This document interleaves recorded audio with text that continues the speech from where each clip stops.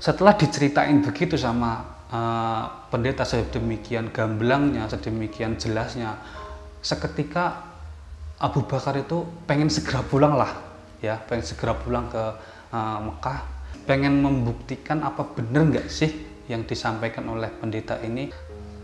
Kalau kamu memang seorang rasul, harusnya kamu punya mujizat dong gitu kan.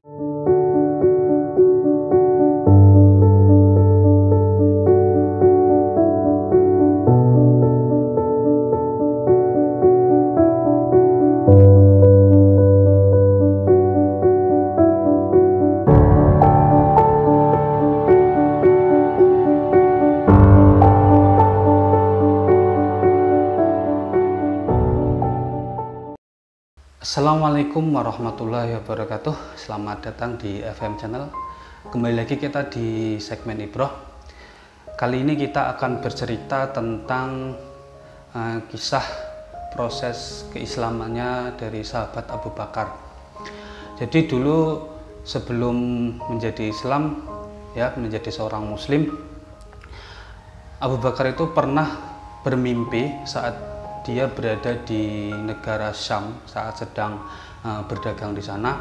Jadi dalam mimpinya itu ia melihat ada matahari dan juga bulan, yang itu keduanya ada di sebuah batu. Lalu matahari dan bulan ini oleh Abu Bakar diambil lalu didekapnya di dadanya, kemudian ditutupi dengan jubahnya. Nah, setelah kemudian terbangun dari tidurnya, ia penasaran, apa sih arti dari mimpi ini ya, gitu kan. Dia penasaran, lalu karena penasaran dengan maksud dari mimpi itu, ia menemui seorang pendeta. Saat itu adalah pendeta Nasrani.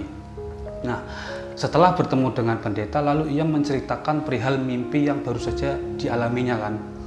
Nah, setelah menceritakan itu sama pendeta, langsung ditanyain, kayak diinterogasi gitulah. Dari mana Anda, kemudian dari suku mana, kemudian juga apa keperluan di sini, dengan sama Abu Bakar kemudian dijawab bahwa ia berasal dari Mekah, kemudian berasal dari suku Bani Tamim, dan keperluannya di Syam adalah untuk berdagang. Lalu setelah itu oleh pendeta itu dijelaskan arti dari mimpi yang dialaminya itu, bahwa pada zaman Anda nanti akan muncul seorang nabi yang dia disebut dengan Muhammad Al-Amin. Dia akan menjadi nabi akhir zaman, yang mana kalau bukan karena dia, Allah tidak akan menciptakan langit dan bumi beserta isinya. Begitu juga tidak akan menciptakan Nabi Adam, juga nabi dan rasul yang lainnya. Dia nanti akan menjadi nabi penutup, nabi akhir zaman, akan menjadi juga pimpinan para nabi dan rasul. Sementara Anda nanti akan menjadi seorang penasehat baginya, dan juga pada saatnya nanti setelah dia wafat, Anda akan menjadi penerus kepemimpinannya. Nah, selanjutnya si pendeta kembali menjelaskan lagi bahwa aku menemukan ini, keterangan ini, ciri-ciri dan sifatnya itu ada di dalam kitab Injil, Taurat dan juga Zabur. Jadi ciri-ciri Nabi Muhammad itu sudah diterangkan jauh-jauh hari sebelum Islam datang di dalam kitab Injil, Taurat dan juga Zabur, tentang ciri-ciri Nabi Muhammad itu sendiri. Nah, kemudian si pendeta menjelaskan lagi bahwa sesungguhnya dia itu sebenarnya sudah memeluk agama Islam, tapi aku takut kepada yang lain sehingga aku menyembunyikan keislamanku ini. Jadi si pendeta itu, dia sebenarnya ketika menyampaikan itu kepada Abu Bakar, dia sudah beragama Islam saat itu ya. Tapi karena dia mungkin takut dibully, takut dicengin sama teman-temannya kan, sehingga ia menyembunyikan keislamannya. Tapi sebenarnya dia sudah beriman kepada kerasulan Nabi Muhammad ketika itu. Nah, setelah diceritain begitu sama pendeta sedemikian gamblangnya, sedemikian jelasnya, seketika Abu Bakar itu pengen segera pulang lah, ya, pengen segera pulang ke Mekah, pengen membuktikan apa bener nggak sih yang disampaikan oleh pendeta ini. Apakah kemudian Muhammad yang dimaksud oleh pendeta ini adalah Muhammad yang ia kenal ketika itu. Sebenarnya dia sudah kenal dengan Muhammad ketika itu ya, tapi apakah yang dimaksud oleh pendeta ini Muhammad yang ia kenal atau Muhammad yang lain kan ketika, tapi melihat dari ciri-cirinya dia seperti sudah yakin bahwa yang dimaksud pendeta adalah Muhammad yang ia kenal, tapi dia belum benar-benar mantep lah, belum 100% lah keyakinannya kan. Sehingga setelah itu ia pulang, sesampainya di Mekah suatu hari kemudian bertemu dengan Nabi Muhammad. Nah, sama Nabi Muhammad ini Abu Bakar ditanyain, kamu ini sudah setiap hari bertemu dengan saya, sering duduk bareng, tapi kok sampai sekarang belum mau memeluk Islam sih? Nah, ditanya begitu sama Nabi Muhammad, justru Abu Bakar tanya balik, kalau kamu memang seorang Rasul, harusnya kamu punya mujizat dong gitu kan. Sama Nabi Muhammad, Abu Bakar bertanya seperti itu. Nah, ditanya begitu, justru sama Nabi Muhammad ditanya balik ya, jadi saling tanya gitu kan. Apa tidak cukup bukti kemujizatan yang kamu alami di negara Syam tentang mimpi kamu dan juga penjelasan dari pendeta Nasrani ketika itu? Nah, ketika itu juga terkejut dong Abu Bakar. Ternyata apa yang disampaikan oleh Nabi Muhammad itu sama persis, atau ada kesamaan apa yang disampaikan Nabi Muhammad dengan si pendeta ketika berada di Syam. Seketika itu kemudian Abu Bakar langsung menyatakan keislamannya, ia bersyahadat dan menjadi seorang muslim.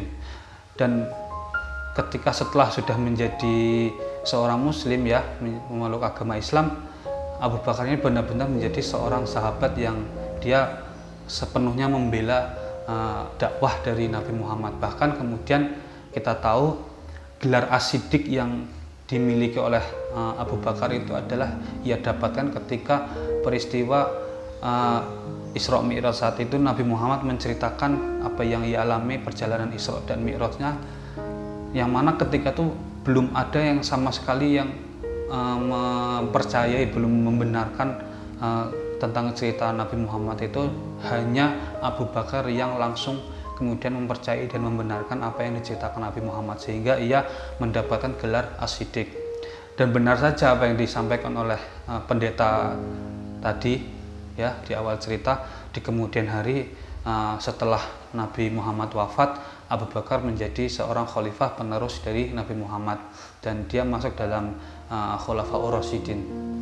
Nah, dari cerita ini kita bisa mengambil sebuah pelajaran bahwa intinya hidayah itu adalah wilayah kekuasaannya Allah sebenarnya ya, hak prerogatifnya Allah. Meskipun kita juga dianjurkan untuk mengajak lah, untuk berdakwah kepada siapapun, mengajak kepada kebaikan, tapi seandainya dia tidak kemudian mengikuti apa yang kita mau, ya jangan kemudian kita merasa kecewa, merasa marah lah karena tidak mengikuti apa yang kita ajak kepada dia. Karena hidayah itu adalah wilayah kekuasaannya Allah, gitu kan, hak prerogatifnya Allah. Hanya Allah yang bisa memberikan hidayah kepada seseorang melalui cara seperti apapun. Dari mana munculnya hidayah itu hanya Allah yang berhak untuk memberikannya. Nah, kita hanya sebatas untuk mengajak saja, tidak kemudian memaksakan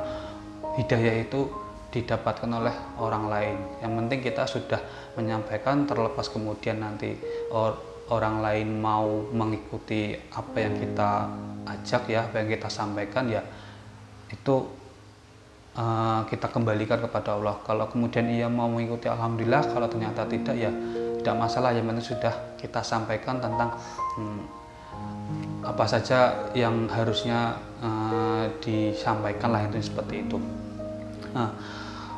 Oke, sekian mungkin cerita yang bisa saya sampaikan kali ini. Kalaupun ada kekurangan, mohon dikoreksi. Semoga bisa memberikan suatu pelajaran lah untuk kita semua ya, memberikan suatu motivasi bagi kita semua. Dan jangan lupa untuk tetap like, share, komen, dan subscribe di FM Channel.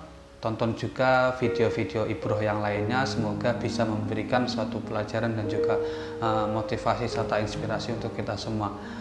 Dari saya, Assalamualaikum warahmatullahi wabarakatuh.